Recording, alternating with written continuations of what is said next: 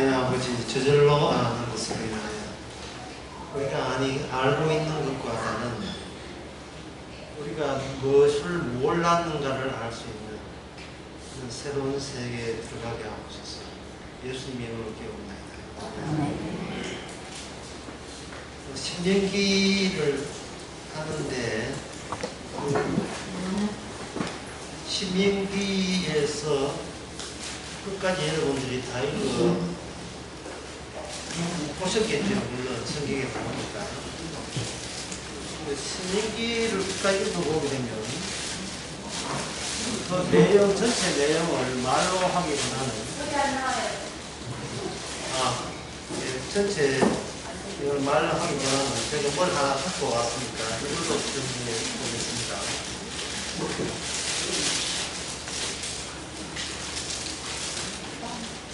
여기 제가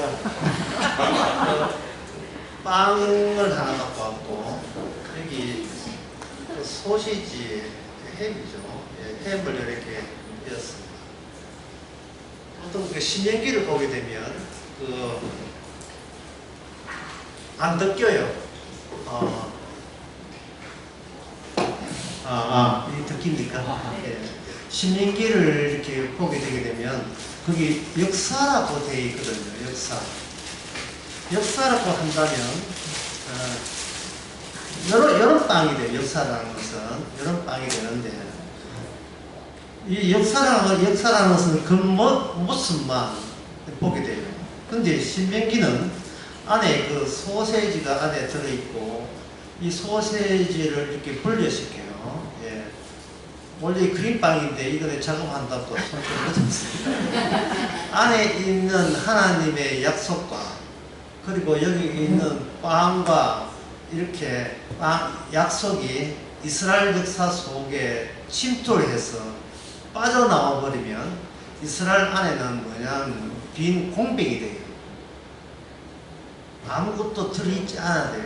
그래서 지금 요 언약과 소세지와 먹고 싶죠? 이 소세지와 이 역사를 둘로 분리를 시킵니다. 둘로 이렇게 분리시켜서 따로 이해를 해야 돼요. 이걸 분리시키지 않고 같이 합쳐버리면 인간은 역사와 해석을 설명할 수 있는 그 재주가 없어요.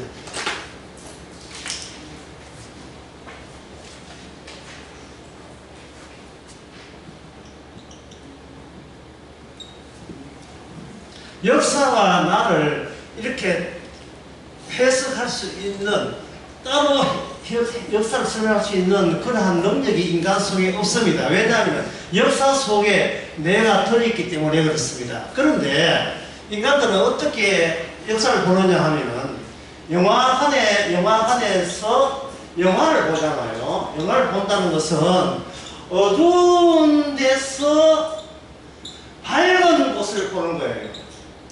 이거는 반칙이죠. 이거는 반칙입니다. 왜 그러냐 하면은 본인을 어두운 곳에 숨겨놓고 화면에 비치는 밝은 것을 보한다는 것은 그것을 일방적으로 해석을 해버리고 자기 자신은 그 해석에 끼어들지 않고 빠져버리는 거예요. 자기를 안 다친다 이 말이죠. 그래서 주님께서는 인간들이 자기는 숨겨놓고 바깥에 흐르는 이 세상에 대해서 평가하는데 결국 이거는 뭘 하는 거예요? 평가의 한계를 뚫어야 한다. 평가의 한계를 뚫어야 한다. 신명기에서 하나님께서 요구하는 것은 네가 생각하는 그 평가의 한계를 뚫어야 되는 거예요. 성적이 몇 점 나오느냐? 나는 만약에 수학 30점 나왔다.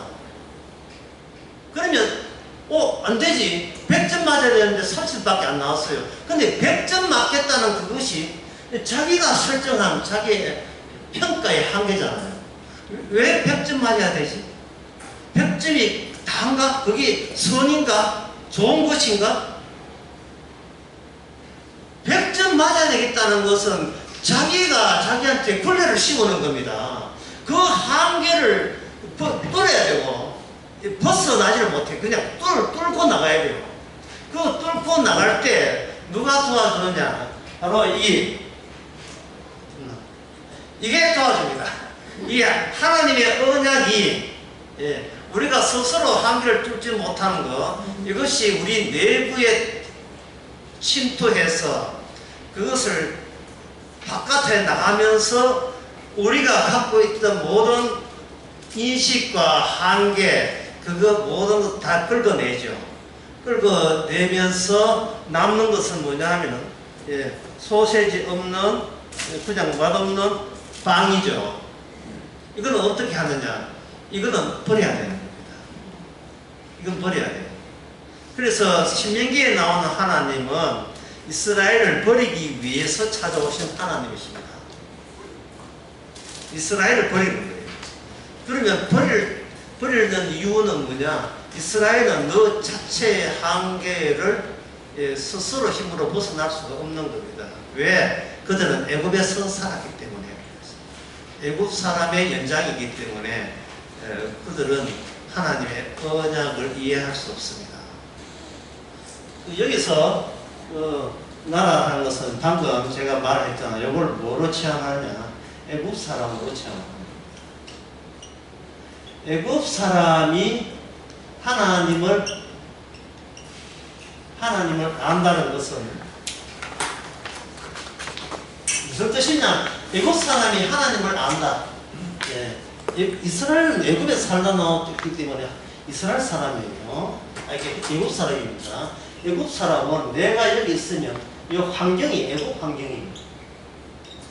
애굽 환경이기 때문에 이 애굽 환경에 의해서 내가 만들어졌기 때문에 내가 가는 곳에는 이 환경도 같이 따라오기 말입니다. 따라오기 때문에 이 하나님에 대해서는 알 길이 없습니다. 굉장히 낯설지요. 그래서 우리는 순서를 어떻게 하느냐 하면은 이 애굽 사람의 경우에 하나님을 어떻게 생각하느냐, 그거부터 먼저 순서가 요부터 먼저 되고, 그 다음에 두 번째, 하나님은 이 인간들이 하나님 생각을 어떻게 반대하느냐, 이걸 이제 두 번째 생각하게 되면 문제가 이제 서서히 풀리기 생각되는 겁니다. 그러면 애굽 사람들이 생각하는, 보통 인간들이 생각하는 하나님은 어떤 하나님이냐, 이렇게 보시면 돼요. 이게 교재에 약간 힌트가 나와 있어요. 여러분 교재들 다 한번 보시고 오셨죠? 제가 2달 전에 올렸으니까 보셨죠? 교재에 보면 꿈은 여기 그죠? 이 꿈이 나오는데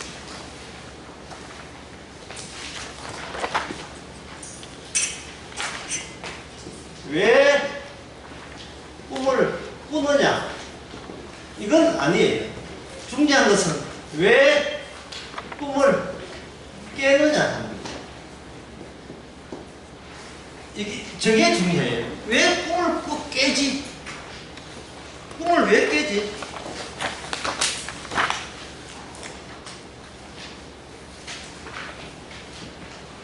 꿈에서 깨어나면 잃어버리는 것이 있습니다.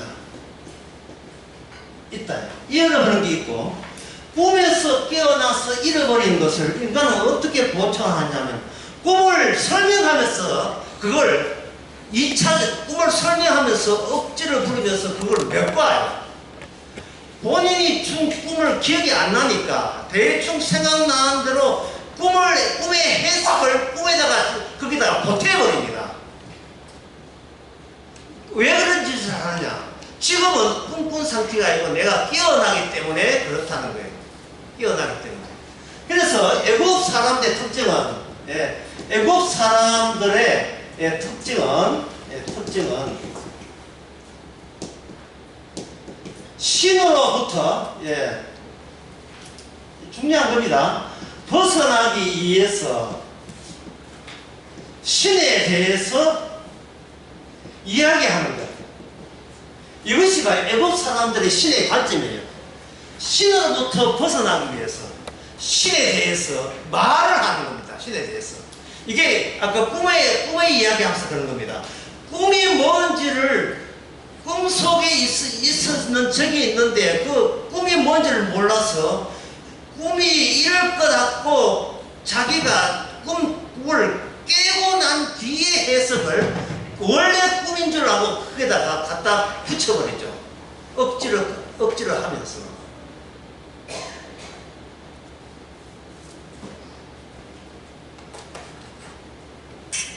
그래서 이 말은 무슨 뜻이냐 하면은 나를 알기 위해서 신을 우회로 사용하는 거예요. 하나님은 나를 알기 위해서 내가 모르고 있는 나를 알기 위해서 나를 정립하기 위해서 신을 우회로 하는 거예요. 신을 거쳐서 나는 이렇다고 자기 이야기하고 싶은 거예요. 그러면 이 방법을 사람들이 사용하게 돼. 이 방법을 가지고 사람들이 이제 성경을 봅니다. 그 당시 애굽 사람들도 이스라엘도 성경의 말씀을 들었으니까 말씀을 보게 되면 이렇게 됩니다. 생명나무에 대해서 내가 알고 있는 그것을 하나님이 알고 계실 거야 라고 이야기합니다. 이거 빨간 거 보겠어요. 이게 이제 중요하고 나올 텐데 빨간 테를 치겠습니다. 네. 이거 빼고. 네. 생명나무에 대해서 내가 알고 있는 그것을 하나님이 알고 계실 거야. 요 생명나무에다 그 다음 또 뭘 바꾸냐. 성악가에 대해서 내가 알고 있는 것을 하나님이 아실 거야. 여기다 뭘 바꾸냐. 천지 창조에 대해서, 십자가에 대해서, 구원에 대해서, 예수님에 대해서 내가 알고 있는 것은 하나님이 알고 계실 거야. 그렇게 넘어가는 거예요. 전부 다.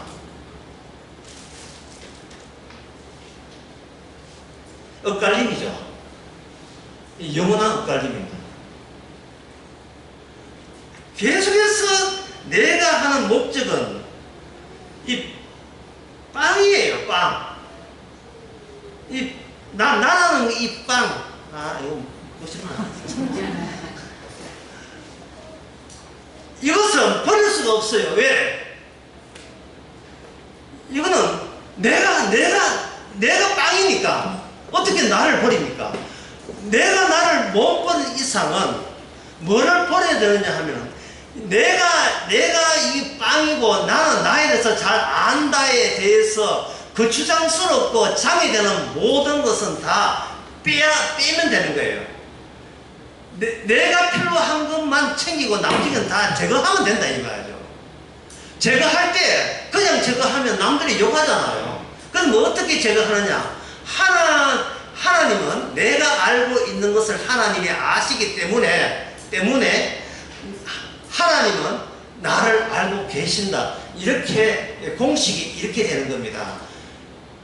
내가 알고 있는 것은 전지전능한 하나님이 다 알고 있기 때문에 그 전지전능한 하나님을 내가 안다는 것은 이제는 하나님이 나를 알아주신다는 거예요.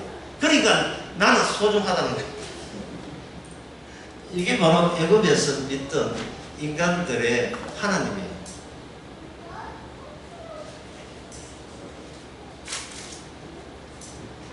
평생을 살면서 교회 다녔다. 왜? 하나님 믿기 위해서. 하나님을 왜 믿는데?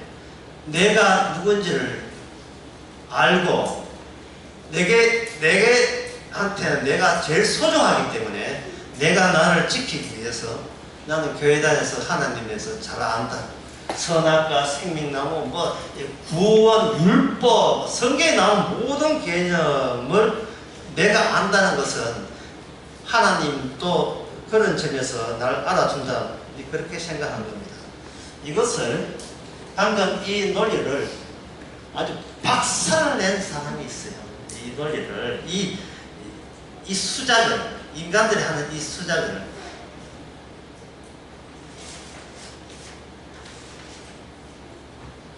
철저히 작사를 낸 사람이 있습니다. 그 사람이 어디에 초점을 맞추었느냐. 이게 오늘 첫 시간과 관련이 있어서 제가 소개해드립니다.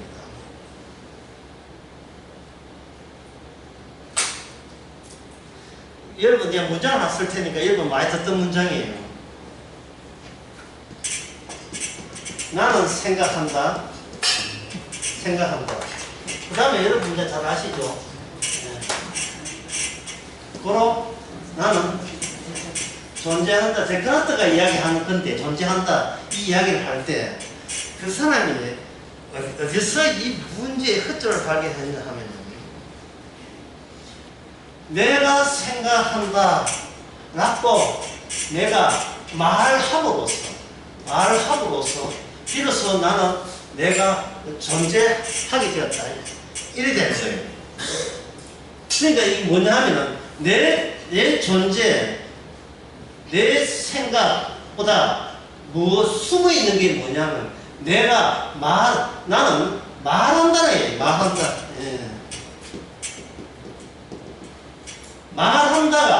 예. 말한다가, 그 다음에 뒤에 순서가 말한다가 먼저고, 그 다음에 나는 생각한다, 그 다음에 나는 존재한다, 이렇게 되는 겁니다. 말한다는 것은 뭐냐 하면 의미가 있다는 게, 말하는 건 의미가 있다는 게, 그 의미가 먼저고, 나의 의미가 먼저고, 그 다음에 나의 존재는 뒤에 오기 때문에 나는 의미를 얻기 위해서 내 존재까지 이용했다, 이래 되는 거예요. 내가 말하는 것은 의미가 있고 가치가 있고 이런 게 있기 때문에 내가 여기 존재하는 것까지 끌어당겼다는 겁니다. 그래서 이 사람은 가게 낙항이죠. 이 사람은 그걸 지적하면서 뭐라고 하냐 하면은, 처음에 인간이 이 땅에 태어나기 전에 인간 주변에 돌아다니는 말이 먼저였다는 겁니다. 그게 이제 교재 나오죠. 네. 교재에 못 알아먹게 돼 있고, 사람은 자기가 낳은 근원을 후차적으로 조성한다. 나는 어디서 태어났을까를 후차적으로 해요. 처음에 언어를 모을 때는 내가 어디서 태어나는 것도 관심이 없다가, 엄마가 아빠가 아빠라고 해. 이렇게 하면서, 나는 엄마, 아빠라고 부르는 그 사람 때문에 내가 태어났다는 것을 자기가 후차적으로 그걸 아는 거예요. 그걸 안다 이 말이죠. 어떻게 아는가? 그것도 의미 있게 아는 거예요. 그럼 결국 남는 것은 뭐냐 하면, 지금의 나를 조성하기 위해서 세상 모든 만물은 하나님이고 부모 간의 모든 것은 지금의 내가 있기 위해서 만들어졌다고 생각하는 거예요. 그런 관점에서 이 신명기를 보니까 신명기가 해석이 될 이유가 없지요. 이 해석이 안 됩니다. 왜? 신명기 여러분 다 읽어봤겠지만 신명기의 마지막은 뭐로 끝나던가요? 너희들 저주받았어. 그러던가요? 네, 끝까지 여러분 참을 수 있게 신명기 1장에서 32장 참을 수 없거든요. 중간에 붕기세 띄고 마지막에 보세요. 너가 귀신 생길 거야. 너가 망할 거야. 너가 내 손에 죽어. 이게 신명기의 마지막이에요. 왜? 너의 하나님 해석과 하나님이 충돌되기 때문에, 네가 생각하는 하나님과 진짜 하나님이 충돌되는 그 진리의 현장을 고맙게도 하나님께서는 이스라엘 역사를 통해서 우리에게 보여줬습니다.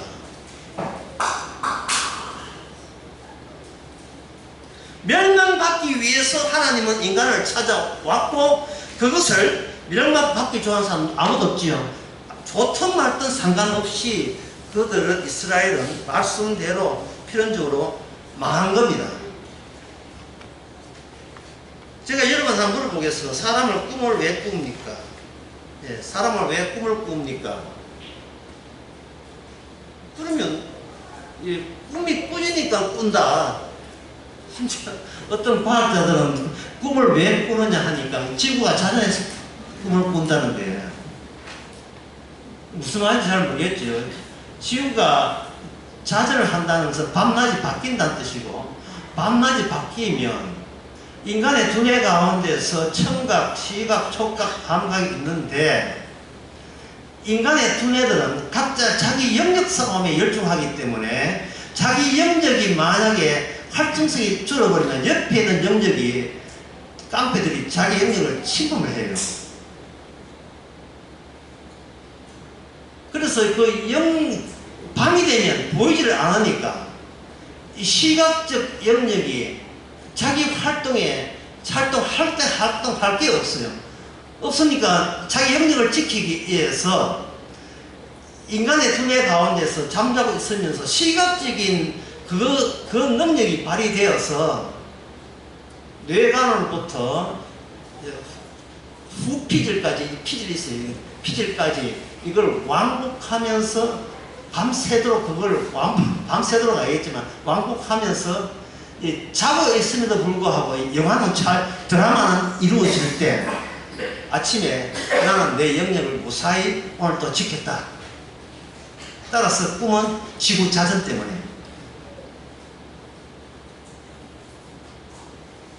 이상하게 일리 있게 느껴지지 않습니까?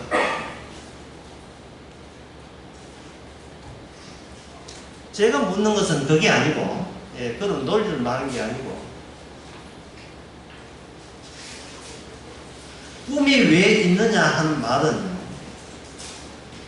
꿈이 왜 있느냐 하는 거 제가 질문하는 것은, 꿈하고 우리하고 아무 상관도 없는데, 꿈이 왜 있느냐는 그 질문이 어느새 내한테 상관 있는 질문처럼 느껴지는 거예요. 상관있는 질문처럼. 왜 그런 질문이 상관 있다고 생각하냐 하면, 우리는 말이 내 존재보다 먼저이기 때문에 자꾸 말을 해야 돼요. 그래야 내가 살아있는 겁니다. 만약에 여러분 주위에 말할 상대가 없고 말할 대상이 없다면 이건 여러분 살아도 산 것이 아니에요. 살아 산 것이 아니에요. 그래서 교회들, 권사님들 자꾸 기도하는 이유가 말하고 싶어서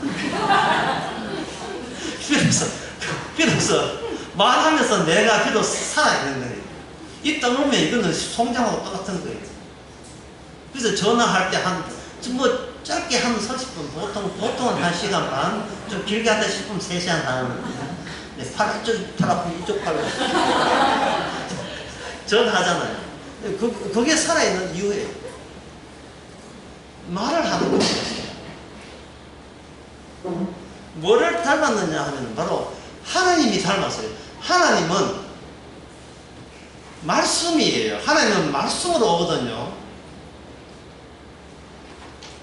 이게 무슨 뜻이냐 하면 이스라엘 백성에게, 애국에 사는 이스라엘 백성에게 하나님이 나타났을 때 이스라엘 백성이 제일 충격적인 것은 뭐냐 하면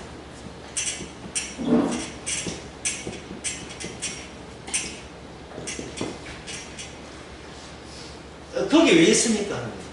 거기 왜 있습니까? 여기 하나 뭐 붙은다면 그들이 거기에 왜 있죠? 당신이 거기에 왜 있습니까? 모세가 애국에 찾아갈 때 모세하고 아론 당신이 왜 거기 있느냐? 왜 애국에 찾아왔지? 거기에 답변을 해야 돼요. 우리가 여호와를 보냈다는 거예요. 여호와를 보냈다는 겁니다.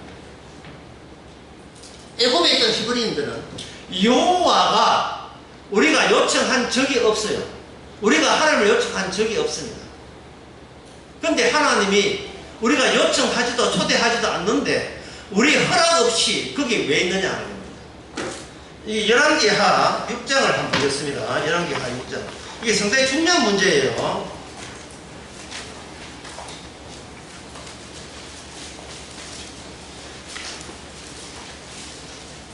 열왕기하 6장에 아람 군대가 엘리사가 있는 곳에 포위했어요. 그래서 엘리사 때문에 이스라엘을 점령하지 못한다는 생각에 엘리사 있는 곳을 군대를 보내서 거기에 말과 병거를 보내서 포위를 했다 이 말이에요. 포위를 하니까 그 엘리사의 그 매니저가 겁이 내가지고 아하 이게 우린 죽었다. 이제 스승님 우리 죽었습니다. 이제 끝났습니다. 이렇게 이야기할 때에 그때 엘리사가 이거에 우리와 함께한 자가 저들보다 함께한 자보다 많으니라 하고 기도하여 가로되 여호와의 원컨대 주의 눈을 열어서 보게 하고, 눈을 열어서 보게 하니까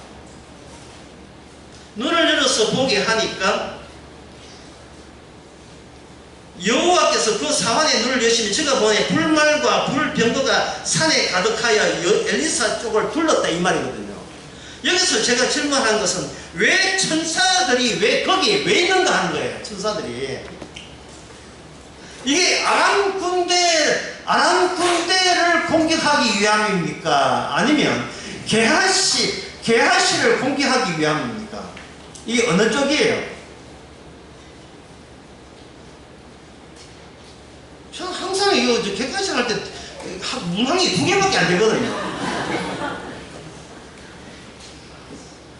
어느 쪽이에요? 게하시의 한계거든요. 한계. 아까 제가 뭐라고 썼어요? 예? 평가의 한계를 뚫어야 하는, 평가의 한계를 뚫어야 돼요. 평가. 내가 나 자신을 보는 평가. 내가 나 자신을 판단하는 그 평가.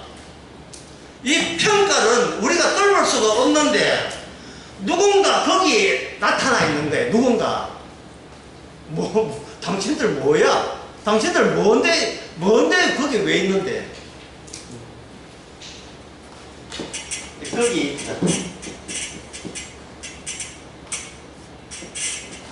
이게 뭐냐면 바로 아무것도 없는 광야에서 인간이 평가하거나 인간의 평가를 넘어선, 인간의 해석을 넘어선 그 누군가를 찾아라. 아무것도 남기지 않고 보물찾기 하라는 겁니다. 아무것도 숨겨놓은 것도 없는데 보물찾기 하는 거예요. 그러면 인간들은 보물찾기 하면서 아무것도 발견하지 못하죠. 왜? 아무것도 남겨둔 게 없기 때문에. 그래서 인간의 입장에서는 보물이 없는데 어떻게 찾습니까? 이러죠. 보물이 없는데. 마태복음 13장에 나온 이야기예요. 보물이 없는데 어떻게 찾습니까? 이거는 인간이 하나님을 발견하는 게 아니고 자기가 하나님이 마련한 어떤 낯선 환경 속에서 자기 자신이 그 환경 속에서 없는 존재인 것을 발견해야 돼요. 거기에 하나님만 계시고 하나님이 계심으로써 나는 없어야 되고, 만약에 이 말은 뭐냐, 내가 있게 되면 필히 하나님은 없어진다는 거예요. 이게 신명기의 광야의 해석이에요.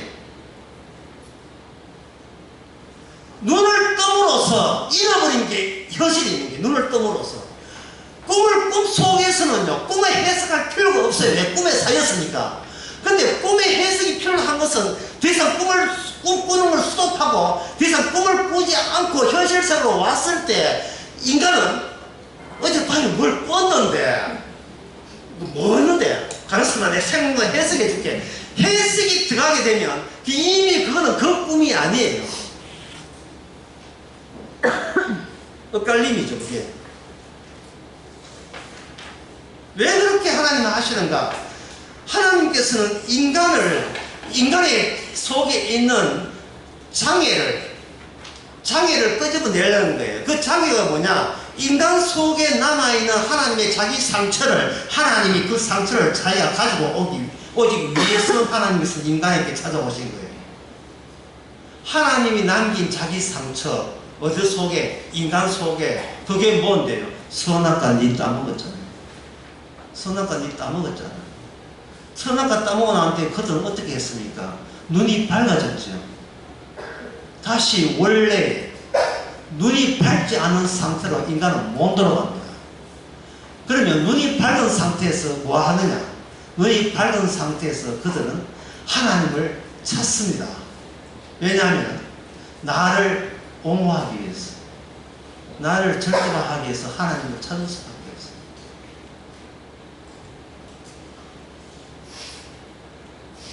내가 살기 위해서, 내가 우선되기 위해서 나보다 우선되는 신은 없어야 돼요. 그래서 자기가 제일 우선되고, 그 다음에 나를 위해서 하나님을 믿음으로 말미암아 인간은 계속해서 자기에 대한 믿음을 상실하지 않게 됩니다. 자기에 대한 믿음을 상실할 필요가 없는 거예요. 왜? 하나님이 그걸 호응해 준다고 생각하기 때문에.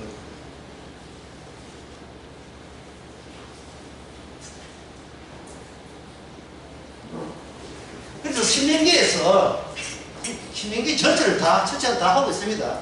신명기에서 하나님께서는 뭐냐, 형상을 만들지 말라 했잖아요. 만들지 말라. 10계명 1계명이에요. 제일 먼저 우선 형상을 만들지 말라.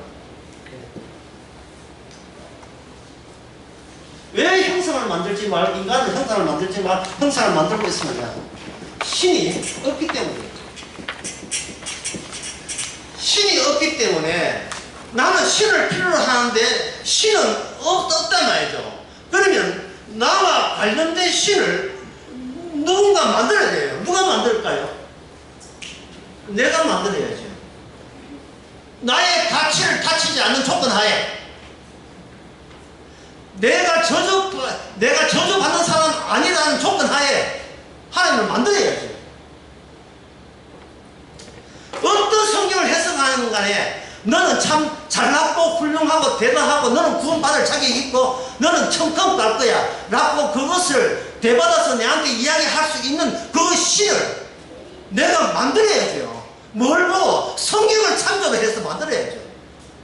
성경에 나오는 모든 개념들, 의미들을 다 끌어모아서 그걸 한 방언에 담아서 그걸로 내가 이성으로 조립해가지고 나는 성경대로 하나님을 믿습니다 라는 그 해석을 내가 계속 유지해야 되죠.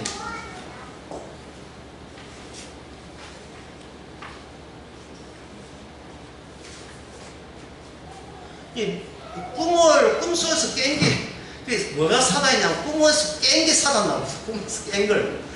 왜 꿈에서 왜 깨어났어요? 그냥 창세기 2장에서 꿈속에 있지. 왜 선악과 따먹어서 꿈에서 벗어났냐 말이야. 왜 선악과 의미에서 벗어났습니까? 선악과 의미에서 벗어나서 선악과를 알고 그 다음에 생명나무를 알고 따라잡겠다는 겁니다. 주님께서 먼저 사는 것은 네가 나를 어떻게 아느냐가 아니라 네가 있는 자리가 원래 있던 자리가 아니다. 그 자리가 아니라고 이야기합니다. 그러면 하나님께서는 어떻게 이스라엘 백성에게 뭐냐, 원래 자리와 지금 네가 변해버린 그 자리에 차이점을 두는 거예요.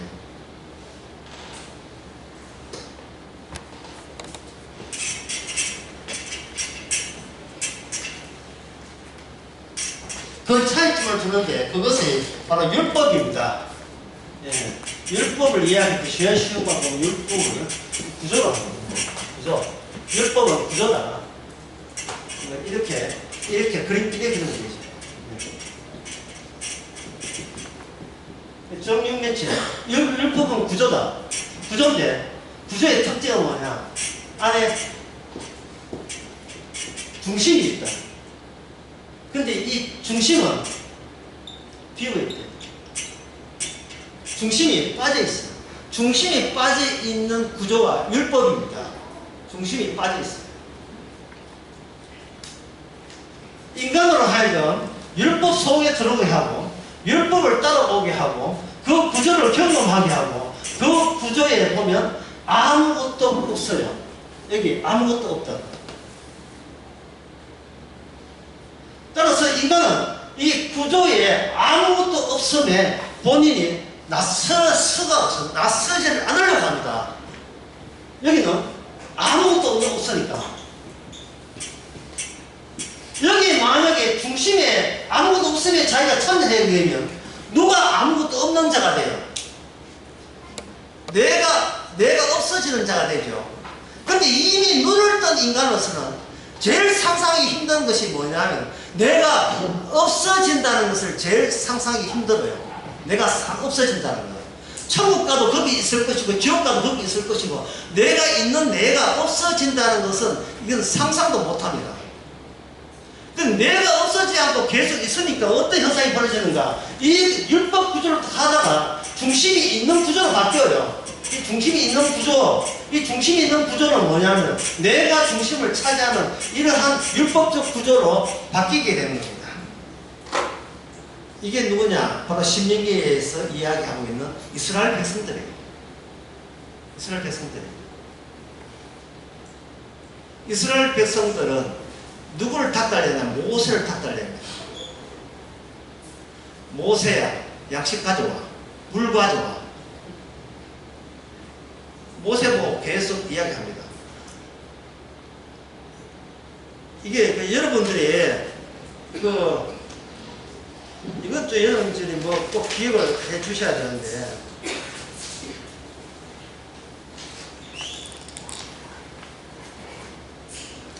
이 광야라는 게 뭐냐 하면, 광야는 예수님이 사는 환경을 광야라 해요. 모세가 사는 환경이 광야입니다. 그런데 그들이 왜 거기 있는가? 이 광야가 자기 자리이기 때문에 거기 있는 거예요. 제가 예수님이 하는 것은 구약된 하나님의 이름이죠. 하나님의 이름이 있는 곳이 광야고 모세가 사는 곳이 광야인데, 이 광야를 이스라엘 백성들은 자기들이 살 수 있는 환경으로 오해하고 있었던 겁니다. 그러면 모세하고 하나님 이름은 이 광야를 어떻게 보고 있느냐? 하나님 쪽에서 의견은 뭐냐? 이 차이만 알아도 실제로 다 알게 돼요. 인간들은 어떻게 하느냐 하면 어떻게 살 것인가? 어떻게 살 것인가? 이 광야에서 어떻게 살 것인가? 물 달라, 양식 달라, 어떻게 고기 달라, 어떻게 살 것인가? 하나님은 어떻게 하느냐? 어떻게 떠날 것인가? 어떻게 떠날 것인가 생각합니다. 여기서 이스라엘 백성들은 자기의 한계점을 알아요. 하나님은 이스라엘에게 한계를 뚫으라고 하는 거예요. 이 세상을 어떻게 살 것인가 아니라 어떤 식으로 놔버릴 것인가, 놔보고 떠날 것인가를 위해서 광야를 준비했거든요. 광야의 척박한 환경을 준비했다고요. 어떻게 떠날 것인가. 그런데 인간이 그 광야를 떠나려면 이 애굽에서 살던 시기의 삶이 아니고 물 없어도 양식 없어도 사는 그 세계의 생활 방식에 준해야, 그 원칙에 준해야 우리는 가뿐하게 거침없이 이 세상을 포기하고 떠날 수가 있습니다. 그래서 그들은 그게 안 된다고 생각하니까 반발하죠. 반발할 때 누가 여기서 시편 100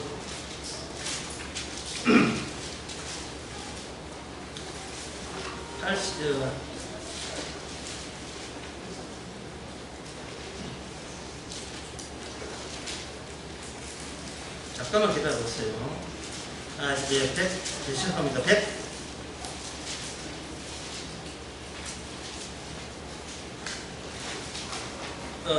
105편, 시편 105편.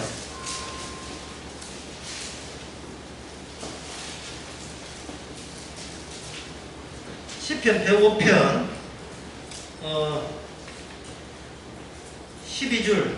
12절. 그때 그들의 사랑과 죽어 그 땅에 나그네가 되었고 이 족속이 괴로운 족속이기로 이 나라에서 다른 민족이 예, 감사합니다. 여기 인원수가 굉장히 적다 했죠. 인원수가. 근데 시편 쭉 나온 이야기를 들어보게 되면 무슨 이야기냐 하면은 하나님께서는 빵과 떡과 물 이게 필요한 게 아니고 그쪽 세계에서는 율법이 나왔던 그 율법을 준수하는 것이 이 세계 말고 바로 하나님이 계시는 그 세계에 꼭 필요한 조건이라고 본 거예요. 율법이에요. 율법. 그래서 율법을 준 거예요. 죽이기 위해서가 살리기 위해서 율법을 줬는데 그 방식은 율법으로 무엇을 죽이느냐 하면 떡 달라, 밥 달라, 물 달라 이 인간들을 이게 죽이는 절차가 필수적으로 이게 동원돼야 되는 거예요. 떡으로 만든 나, 밥으로 만든 나, 돈으로 양식으로 만든 나는 필수적으로 율법에 의해서 이게 제거 대상이 되어야 되는 거예요. 그러니까 그게 뭐냐면 얼마나 하나님께서 친절하시냐니까.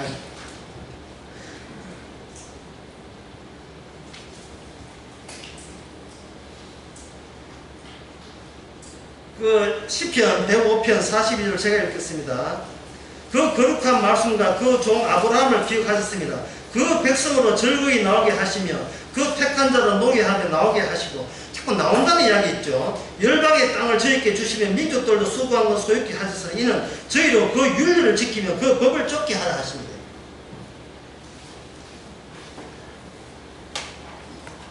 이제 여러분들이 신명기 어느 정도 감이 잡혔죠. 제가 오늘 2차차 이야기하면서 제가 한 그 핵심은 뭐냐면 인간 쪽에서 하나님을 어떤 식으로 생각하고 있느냐, 그 다음에 거기에 호응해서 그것을 뻔히 아시면서 하나님 쪽은 그 인간에 대해서 어떻게 다루시는가. 아주 그 처음에 한 충돌의 현장이 바로 신명기입니다. 광야입니다. 내가 너희를 사랑해서 반드시 죽여줄게. 반드시 죽여줄게. 왜냐하면 너 힘으로서는 십계명을 못 지키니까, 너 힘으로 율례 법들을 못 지키니까, 그 못 지키는 그 고질병을 내가 없애줄게. 그래야 되는 겁니다. 이게 뭐 신약에 와도 마찬가지예요. 중풍병자가 예수님께 병 붙이러 왔을 때 주님께서는 그 중풍병자를 어떻게 하시는가? 중간 과정 생략하고 결과를 가지고 다가섰습니다. 그들이 중풍병자가 원하는 것은 자기 병이 낫는 거예요. 주님께서 원하는 것은 그 죄인을 죽여서 새 사람 새로운 피조물을 만드는 겁니다. 그래서 그 둘 사이에 생략을 빼버리고 두 개 연결하니까 저 병 고치러 왔는데요, 네 죄가 사해졌느니라. 이제 문장을 두 개를 이렇게 격조해서 같이 묶어버리니까 중풍병자는 병 고치러 왔는데 생뚱맞게 예수님은 네 죄를 사했느니라. 그러면 중풍병자가 자기가 죽을 수밖에 없는 죄 안에 뭐가 포함되어 있어요? 내 병을 낫게 해달라는 그것이 죽을 죄에 해당되는 거예요. 그게 죽을 죄에 해당되는 거예요. 주님 천국 가기 위해서 제가 교회 나왔습니다. 네 죄를 사하니라. 무슨 뜻이에요? 교회 나와서 예수 믿고 구원받고자 하는 것이 그게 죄인 줄 모르는 거예요. 그게 모든 종교에서 이야기하는 게 그게 죄인 줄 몰라요. 그게 모든 교회에서 기독교에서 이야기하는 게 그게 죄인 줄 몰라요. 놀라운 사실은 본인이 죄를 알아서 구원받는 것이 아니고 구원을 시켜놓고 그 다음에 어떤 장면에 들어가느냐 하면 어디까지가 네 한계냐를 보여주는 그런 친절을 베풀어 주십니다. 우리 하나님께서. 그런데 죄송스럽게도 그 시범 종교가 누구냐? 이스라엘 백성입니다. 이스라엘 백성. 원래 노선 훈련소에 가서 시범 종교는 키 크고 쫙 빠졌습니다. 미남이고, 자세 이런 거 어떻게 쫙 발라쓰고, 조교되는데 조교 생활 군기 셉니다. 이스라엘 군기 대단히 셉니다. 네가 말이야 시범을 보아야 되고 네가 모범이 돼야 될 하면서 계속 이 정강이 쪽을 계속 분할로 찹니다. 왜? 이스라엘이 챔프이기 때문에. 인간은 왜 저주받아야 되고 인간은 왜 이스라엘은 꼭 망해야 되는 거예요. 그것을 신명기를 통해서 보여주면서 그 까이는 그 모습을 보면서 그 다른 이방 민족이 뒤늦게 성경 보면서 후들들들 떠는 거예요. 이거 내가 맞아야 되는데 저기 미리 맞았구나. 저 이스라엘 사람들이 뭘 잘못한 것도 없는데 멸망당하네. 가면서 나도 마찬가지 아닐까? 이스라엘 신명기를 통해서 인간은 근원적으로 자기가 해낼 수 없는 그 한계와 문제점을 말씀을 통해서 끄집어내시는 이 친절과 이 사랑에 이번 수련회를 우리가 한번 젖어봅시다. 이게 한번 젖어봐야 돼요. 인간 생활의 어떤 삶의 어떤 순간순간 주님께서 그 죄를 끄집어내지 않는 것이 없습니다. 그래서 인간은, 범죄하고 인간은 뭐다? 죄석기다. 죄석기. 이 세상에 뭐 괜찮은데, 여기 섞기 없는데, 1시간만 가도 해보세요. 죄석기 물통 하나 물 쭉 나오죠. 죄를 빨아들이는 죄석기로 하나님께서 이 세상을 창조했습니다. 많이 먹어본 자가 많이 용서하게 되었어요. 주님을 많이 먹어본 자, 죄를 많이 먹어본 자가 쏟아내는 배설물의 그 시원함을 더 크게 느낄 수가 있습니다. 남 부러워할 필요 없어요. 오늘 또 저 파리에서는 금메달 나는 죄를 또 보나봐요. 여자 공기소장 10m에서 또 금메달 지금 죄를 범할 수밖에 없는 그런 일들이 일어났다면 그 금메달, 은메달은 그 선수들의 한계입니다. 그 한계를 인간으로 뚫을 수 없는 한계를 하나님께서 이스라엘 백성을 통해서 완전히 뚫어버리죠. 그래서 어떻게 되느냐, 이 인간을 뭐로 바꾸느냐, 죄인으로 바꿔요. 인간을 죄인으로 바꿀 때 여기에 뭐가 들어가느냐, 하나님의 율법이 들어가고 언약이 들어가면서 인간이 죄인 되죠. 죄인 되면서 인간이 있을 때는 당신네들 거기 왜 있는가, 천사 보고 이야기해도 되고 예수님 보고 이야기해도 되고 모세 보고 이야기해도 되고 거기 왜 있습니까? 라고 외쳤던 그들을 죄인의 입장에서 주님 왜 거기 계십니까? 라고 질문 자체가 바뀌지요. 주님 쪽에서 안 바뀌어졌는데 뭐가 바뀌었어요? 우리 자신이 주님의 율법 작용에 의해서 내가 달라지고 바뀌게 되는 겁니다. 그럴 때 거기 왜 있습니까? 언급했던 것이 여기는 거기 왜 계십니까? 높이편으로 바뀌는 거예요. 주님이 벌써 거기 계셔서 작업 시작했군요. 라고 감사하게 되는 거예요. 자기가 멸망하면서 감사한다. 멸망하면서 감사한다. 이것은 뭐냐 하면 꿈은 자기가 꿈에서 깬 것 말고 꿈, 비전이라고 하죠. 꿈, 환상, 꿈, 비전입니다. 또 사운드 오브 사이언스 그 노래 가사에도 아침에 했지만 그 노래 보면 비전을 영어로 비전으로 돼서 꿈, 환상.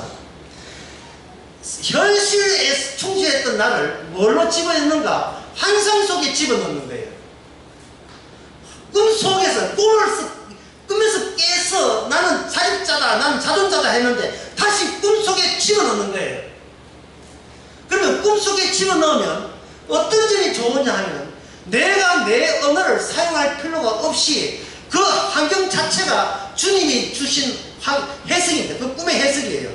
꿈과 그 해석을 다 이미 대기하고 준비된 그 세계 속에 그 속의 세계를 가지고 신명기에서는 그걸 말씀의 세계라고 이야기합니다. 말씀의 세계. 따라서 첫 시간 마저 끝내면서 우리가 이런 질문을 했어요. 질문을 합시다. 말씀을, 율법을 왜 주셨습니까? 율법을 왜 주셨습니까? 그 질문.